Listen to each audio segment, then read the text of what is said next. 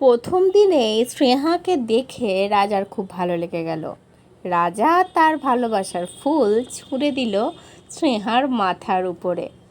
পুরোটা জানতে ভিডিওটিতে লাইক দিয়ে চ্যানেলটা সাবস্ক্রাইব করে দেখতে থাকুন। আজকে ছিল অন্নপূর্ণার লক্ষ্মীরা সিরিয়ালের প্রথম পর্ব।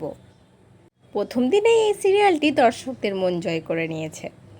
তো প্রথম পর্বে আমরা দেখতে পাবো এই গল্পের নায়ক রাজা এসেই কিছু গুন্ডাদের সাথে মারপিট শুরু করে দেয়। আর তারপরেই আসে গল্পের নায়িকার এন্ট্রি। সে কোথাও কোনো দিক থেকে একটা দৌড়ে দৌড়ে আসছিল, সাথে হালকা ধাক্কা লেগে যাওয়ার জন্য নায়ক ঘুরে যেই নায়িকার দিকে তাকিয়েছে, মানে স্নেহার দিকে তাকিয়েছে, অমনি তো রাজার আর চোখের পলক পড়ে না। তখন তো রাজা তাকিয়েই থাকে, স্নেহার দিকে তাকিয়েই থাকে, চোখের পলক যেন তার আর পড়ে না, মন আর ভরে না তার নায়িকাকে দেখে। নায়িকা কিছুটা দূরে চলে গেলে তখন রাজার হুঁশ ফেরে। রাজা তখন কি করে, একটা লোক মাথায় এক ঝাঁকা ফুল নিয়ে যাচ্ছিল।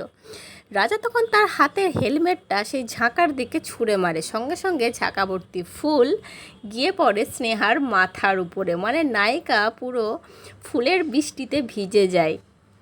কে কে দেখলে আজকে প্রথম পর্ব অন্নপূর্ণার লক্ষ্মীরা, কেমন লাগলো অবশ্যই কিন্তু জানিও। আমার কিন্তু বেশ ভালো লেগেছে। তো পরবর্তী আপডেট নিয়ে তাড়াতাড়ি আসছি। ধন্যবাদ।